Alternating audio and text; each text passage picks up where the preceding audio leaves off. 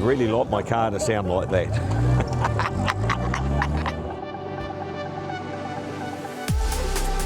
Welcome to this Vintage Driven special, a little behind the scenes film of the 2025 Coronet Peak Hill Climb. In this video we meet the passionate people who created this historic event, checking out some incredible classic machinery, and we watch drivers who battle to become the hero of the hill. A day before the racing action kicked off, we arrived in stunning Queenstown, surrounded by the Remarkables, Lake Wakatipu. It's a world-class adventure destination and the ultimate backdrop for a 50-year-old motorsport event. Before we get into town for the car display, we noticed a small fracture in the fuel line. This was soon remedied by Frankton Automotive. Big shout out to them. So I was all sorted to join the team back at the waterfront for the public display.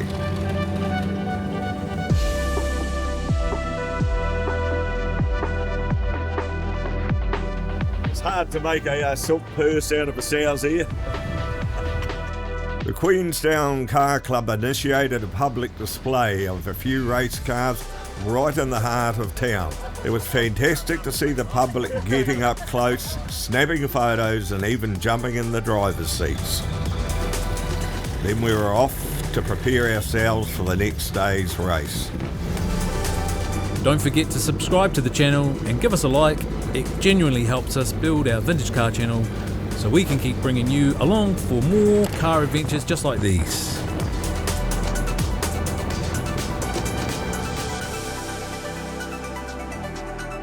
We find ourselves on the slopes of the Coronet Peak ski field, boasting what is probably the best view for a hill climb anywhere. This 2.7 kilometre track sitting around 1600 metres above sea level is just breathtaking. We've been running this event at Coronet Peak since 1972, and I believe that it's one of the premier hill climbs in New Zealand. Queenstown Car Club are the organisers. I've been associated with it since the beginning. We've had a lot of competitors in the past, but none have exceeded what we've got today. We're very pleased to have the vintage people here as well as the moderns, and so as a consequence we've got plenty of variety for plenty of people to watch, and we've got a huge spectator following here at Coronet Peak today. Yes, I've been a competitor in it once myself. Yeah. Did manage to do what I thought was a good time, but I'm not going to tell anybody what that was. Following this short briefing, we'll have the main event briefing, which will be at the start line. It's a privilege for our VCC group to be invited by Queenstown Car Club to compete here today. Go and have a great day. Thank you. Thank you everyone for being here bright and early this morning. The safety, fire and recovery. It's over 50 years that we've been running the events. Trust that everybody's going to have a very, very enjoyable day. We're keeping an eye on that weather. I'm Stuart Maclean, I'm the clerk of the course of the day, and Nigel Lead is the motorsport steward. Hopefully you won't need to tell you too much. Ross Hamilton. Yes. George Keir. Yep. Jared Dacombe. Yep. Sam Smith. Yep. Bruce Washington. Yep. I have been associated with it both as a commentator and clerk of the course. A real enthusiast of motorsport, and this is one of my favourite events. We knocked it on the head at 60, and that included 12 from the vintage fraternity. Having been a Bruce McLaren fan myself, great to see the Austin Healey that Bruce has driven in the past. But nice to see the Lycoming special out. Really enjoyed some of the old cars.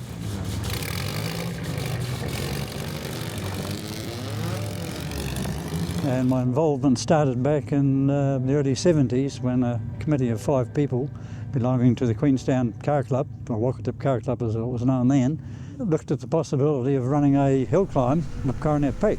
The road at that time was run by the Ministry of Works, and they were dead against the idea and they turned it down. But the then Mayor of Queenstown, Warren Cooper, intervened on our behalf, and before we knew what was happening, we had a telegram from Ministry of Works granting permission to use the top half of the road for a hill climb.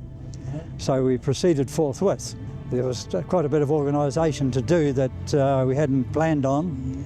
We had to have communication between the flag points, so the only thing available was some second-hand army telephones complete with cables.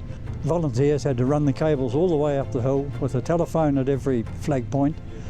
And then, of course, we had to find some flags, so they were made and stolen and borrowed from around the place. And so finally we got organised for the first hill climb. And it was very successful. The after-match function was even more successful. First couple of years did clerk of the course. The other Stuart Maclean, did the loudspeaker with public address system because we had quite a crowd up on the sides of the hills, etc. Would you have ever imagined back then where it is now and it's still going? Not really, no. And it did shrink a little bit over the years, but this year is huge. 60 entrants and 40 on the waiting list. The inclusion of the Vintage Car Club people adds a lot of interest to it.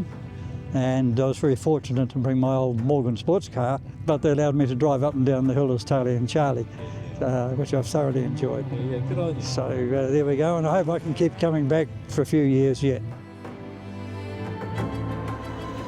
Heading back down from the familiarisation run, I just knew that things weren't going to go as planned.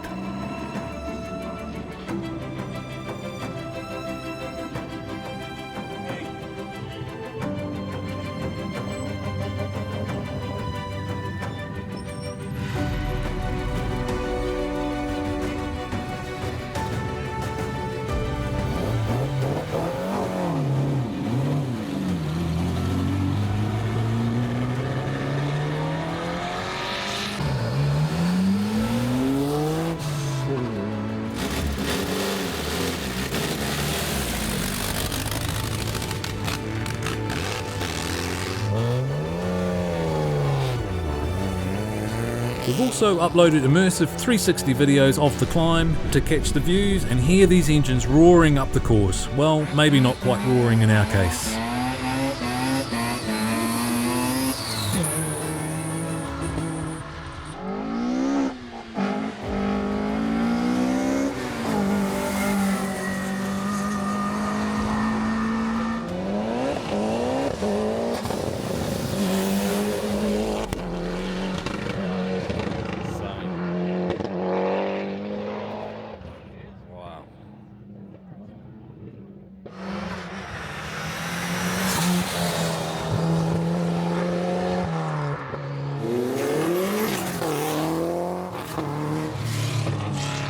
Good afternoon. Who have we got here today? Oh, famous racing driver. No, Steve Aldersley. And I've got my Austin 7, 1929 Austin 7 Special here at the Coronet Peak Hill Climb. Yeah, this car I've haven't learned to grow out of it, unfortunately. Most people start with Austin 7s and they graduate to other things, but I've never done that. So I've had this for coming up to 40 years now. It's developed a little bit since the 1980s when I built it. Yeah, when you bought it, what condition? It was a pile of bits, a few boxes of parts and a chassis, and yeah, I had a bit of help from Rob McNair and Wallace McNair. Helped me, did a lot of help actually, to put it together. And it goes well today? Yeah, it's going all right. It's got a wee supercharger on it to help it along a bit. That makes an immense difference to a little wee Austin 7 motor. It is a 1929 Austin motor with a 2-bearing crank and a 3-speed gearbox. So it's all the early stuff. Yeah, so it's a bit of a challenge, but yeah, it's great fun. Yeah, and it is a road legal car. Like, it has got mudguards and headlights that can go on it. So I've driven it on vintage rally events and Irishmans and such like, and oil can rallies in the North Island, and yeah, things like that. So, but not great on the motorway.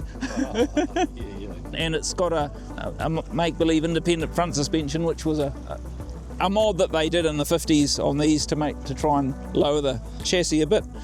So it's a little bit of a hot rod in that respect. And it's got an unusual feature is the right-hand gear change and a handbrake here. The reason for that ended up because there was really not enough room inside for the inside gear change. It was a bit tight with 2 people in. So you can see, and that's obviously a modern distributor on there, which happens to just fit where the old one was. Over on this side here, you've got a wee supercharger there, which helps immensely. And it does have the sports pressure-fed crankshaft in it. So So what's CC this like? it's 750, yeah, and you sort of can use about 6,000 revs. It seems to do that, and it hasn't flown apart yet. So it's quite light, which is helpful for a low power car. And it was just an honour to be they allowed a group of vintage cars to come and join this hill climb here today. So we're very privileged to have that. I jumped on the opportunity to get in with the I think they had 10 slots, so I jumped in and to grab one of those as quick as I could. Just the opportunity to come and be on this historic hill climb, and there's some great cars here and obviously great drivers.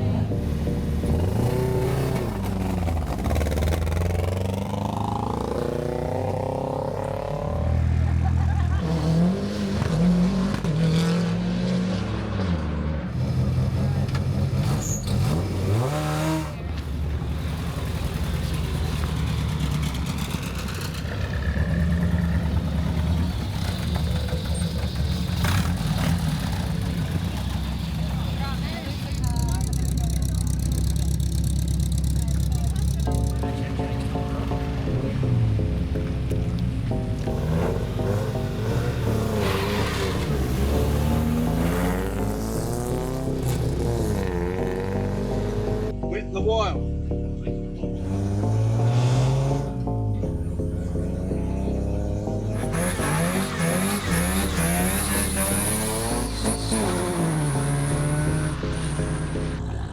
Where's this? Screwdrivers.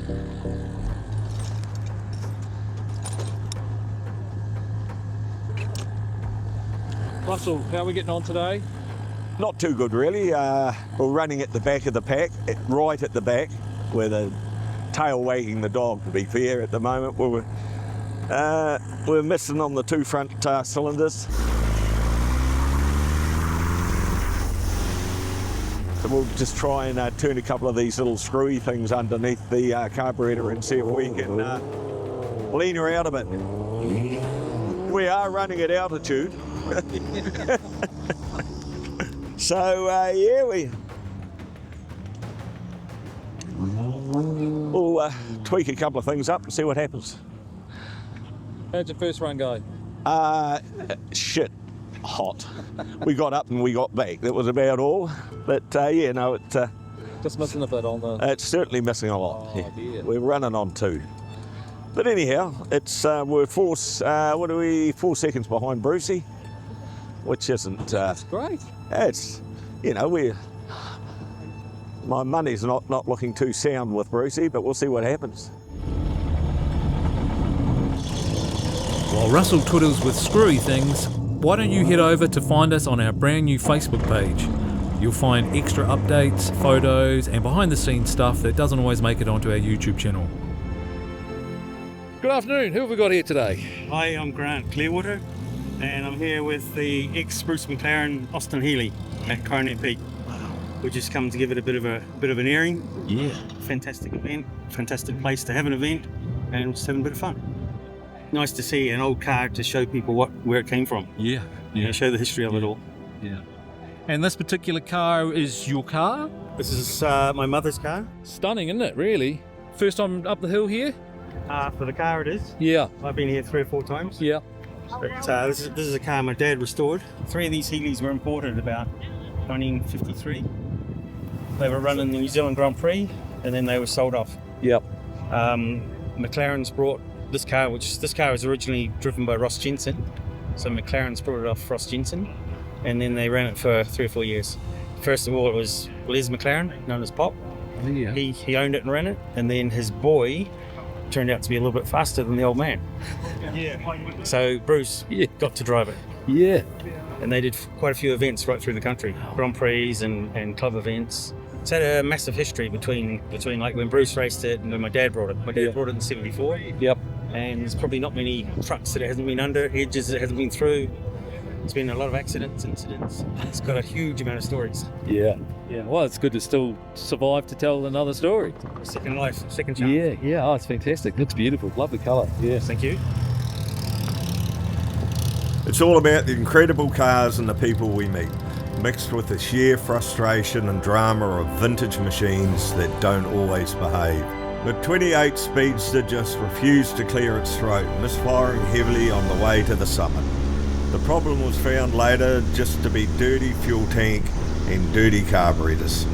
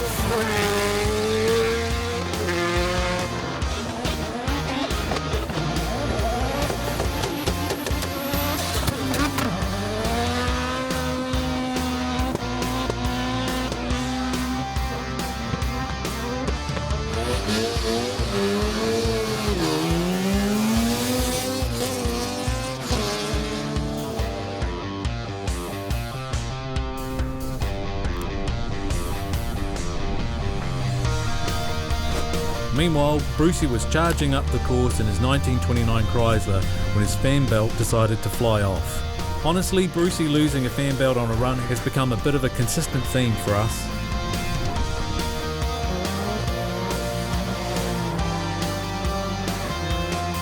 So, who actually won the $100 bet? The times are in. Out of the entire field, Russell finished dead last and Bruce managed second to last. Bruce takes the cash, proving that a thrown fan belt is still faster than running on 2 cylinders. Well done, boys. What an unforgettable weekend up on the peak. Make sure you stay tuned for our upcoming films and follow us across both YouTube and Facebook to catch our latest content. You can grab the official merchandise via the link on our YouTube channel.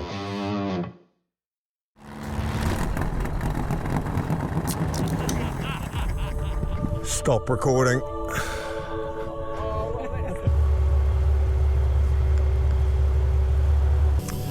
Stop filming.